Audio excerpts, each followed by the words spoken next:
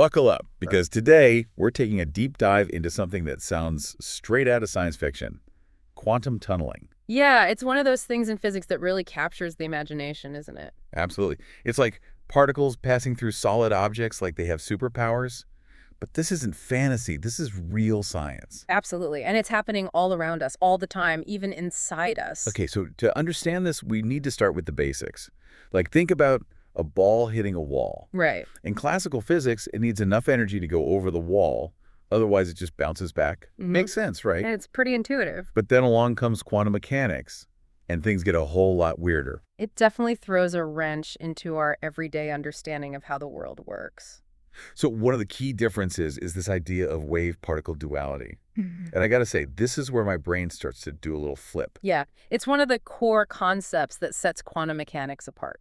Can you break it down for me? What does it actually mean for a particle to be a wave? So basically, in the quantum world, particles, like electrons, don't just act like tiny little balls like we might picture them. Sorry. They also behave like waves, kind of like ripples spreading out on a pond. So it's not that the electron is in two places at once. It's more like it has the potential, the possibility to be in different places. Right, exactly. And this cloud of maybiness, as you called it, is described by something we call the wave function. The wave function. So is that kind of like a map showing where the electron might be? Exactly. Imagine it like a heat map. The hotter the color, the more likely you are to find the electron in that spot. But here's the thing. Even if the electron encounters a barrier, like a wall, Right. its wave function doesn't just stop dead. A little bit of it seeps through, even though classically it shouldn't have enough energy to get past the barrier. Wait, so even though the electron itself can't go through the wall, a part of its wave function, its ghost, you could say, can slip through. Exactly. And if that wall is thin enough, a portion of that wave function can make it all the way through. And that gives the electron a chance to pop out on the other side, like it tunneled right through. So it's like the electron dug a tiny little tunnel through the wall, even though it didn't have the energy to break through it. Exactly. And what's even more amazing is that this isn't just some theoretical idea. Scientists have actually observed this happening countless times. Really? Oh, yeah. So this is real. It's absolutely real. In fact, without quantum tunneling, a lot of the technology we rely on today just wouldn't work. Hold on. So you're telling me that the things we use every day, like our phones and computers, they rely on this mind-bending quantum phenomenon. Absolutely. Think about transistors, for example. Right. They're the tiny building blocks of all our electronics. Right. So these tiny little transistors, the things that allow us to even record this show right now, they rely on electrons tunneling through barriers. They do. Without quantum tunneling, electrons wouldn't be able to flow through those transistors, which means no computers, no smartphones, no internet even. Wow. I had no idea something so fundamental to our daily lives was happening at such a tiny scale. But you said it's not just electronics, right? Where else do we see quantum tunneling in action? Well, believe it or not, it's also at play in the largest, most powerful objects in the universe. Stars. Stars. Yep, stars. Like our sun. Okay. How does quantum tunneling work with stars? Well, stars are powered by nuclear fusion, right? And for fusion to happen, atomic nuclei need to overcome a really strong force that tries to push them apart. Think of it like a microscopic electric fence. Okay, a tiny little electric fence keeping these particles apart. Exactly. And classically, those particles don't have enough energy to break through that fence at the temperatures we see inside stars. So how in the world do they fuse together and release all that energy? That's where quantum tunneling comes in. It allows those nuclei to basically bypass that fence, tunnel right through it, and fuse together, releasing the incredible amounts of energy that power the stars. So you're telling me that the stars, the literal building blocks of galaxies, they're fueled by this quantum tunneling phenomenon. That's just wow. It really is. It shows how this seemingly weird quantum effect isn't just happening at tiny scales, it's affecting some of the biggest, most powerful events in the universe. So we've gone from smartphones to stars, and it's all thanks to quantum tunneling. I have a feeling this is just the beginning, though, right? Oh, absolutely. There's so much more to explore about quantum tunneling. It has even more mind-boggling implications when we start talking about things like quantum fluctuations. Quantum fluctuations. Now that sounds like something right out of Doctor Who. It kind of is, and that's where we're headed next. All right, I'm definitely intrigued. Let's take a quick break, and then we'll dive into those even wilder implications of quantum tunneling. Stay tuned, folks, because things are about to get even more fascinating. Welcome back, everyone. Before the break, we were talking about how quantum tunneling is responsible for, well, stars and smartphones. But it gets even weirder. We're going to dive into quantum fluctuations now. Quantum fluctuations. Mhm. Ooh, that sounds like something straight out of like a sci-fi movie. It kind of is. So what do we talk about here? Like particles just appearing and disappearing out of thin air? You're on the right track. So quantum fluctuations, they're a direct result of this whole quantum tunneling thing and something called the uncertainty principle.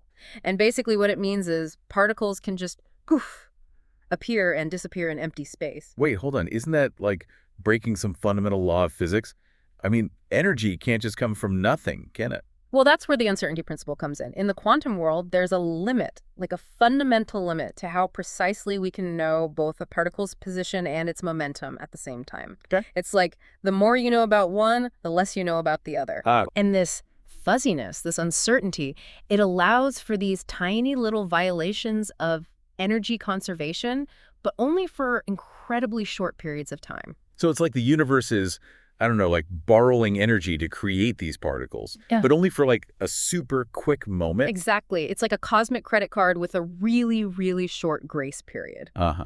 I like that analogy. And these particles that like pop in and out of existence, they're not just some theoretical thing. They're called virtual particles, and they actually have real effects in the world. Oh, really? Okay, what kind of effects? I mean, they sound so tiny, and they only exist for a split second. So one example is that they're thought to be responsible for these tiny shifts in the energy levels of atoms, Uh-huh. which we can actually measure. But what's even more mind-blowing is their potential role in, get this, the large-scale structure of the universe. Wait, hold on. You're telling me these teeny tiny virtual particles that just kind of blink in and out of existence Hmm. could have influenced how galaxies formed? Exactly.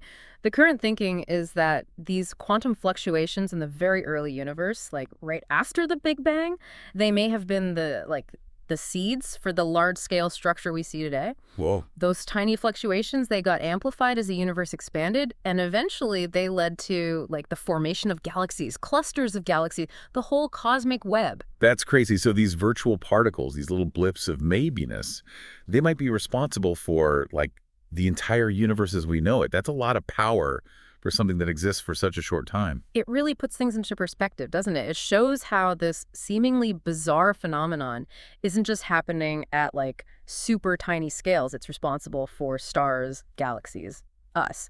But speaking of mind-bending concepts, have you ever heard of wormholes? Wormholes. Yeah. Oh, yeah. Now we're really getting into sci-fi territory. Hmm. Are you saying those things might actually be real? Well, that's a big question, and scientists are still debating it. But the idea is that wormholes are these theoretical tunnels that connect two different points in space, or even time. Imagine like folding a piece of paper in half and poking a hole through both layers. Right. That hole, that's a shortcut between those 2 points on the paper. Ah, I see. So you're saying we could potentially travel vast distances through space or even like time travel using these wormholes? Sign me up. Haha, hold on. It's not quite that simple. The math of general relativity, Einstein's theory of gravity, it allows for the possibility of wormholes, but whether they actually exist out there, well, that's another question. And even if they do, they might be incredibly unstable and fleeting. Imagine trying to walk through a door that's constantly flickering in and out of existence. Not very reliable. Yeah. Yeah. Not ideal for a commute. But okay, so maybe won't book my intergalactic vacation just yet, but how does quantum tunneling fit into all this? So some physicists think that quantum tunneling could actually play a role in how wormholes form and stay stable. Yeah. Think of the barrier between 2 points in space-time, like a wall. Quantum tunneling could allow particles or even whole chunks of space-time to tunnel through that wall, creating or stabilizing a wormhole connection. So quantum tunneling could be the key to unlocking these like cosmic shortcuts. It's possible, but we have to remember this is all very theoretical right now. We don't have any direct evidence that wormholes exist, let alone their connection to quantum tunneling. But the possibility is super intriguing, isn't it? It just shows how much we still don't know about the universe. It's amazing to think that something as seemingly simple as a particle tunneling through a barrier could have these huge implications, from how stars are born to maybe even interstellar travel. Yeah. It really makes you think about how much we still have to learn about like the nature of reality itself. Exactly. And it all comes back to this strangeness of the quantum world. It challenges our everyday intuitions. It forces us to rethink what we thought we knew about how things work at the most fundamental level. It's like we're peeling back the layers of reality and finding this whole hidden world underneath.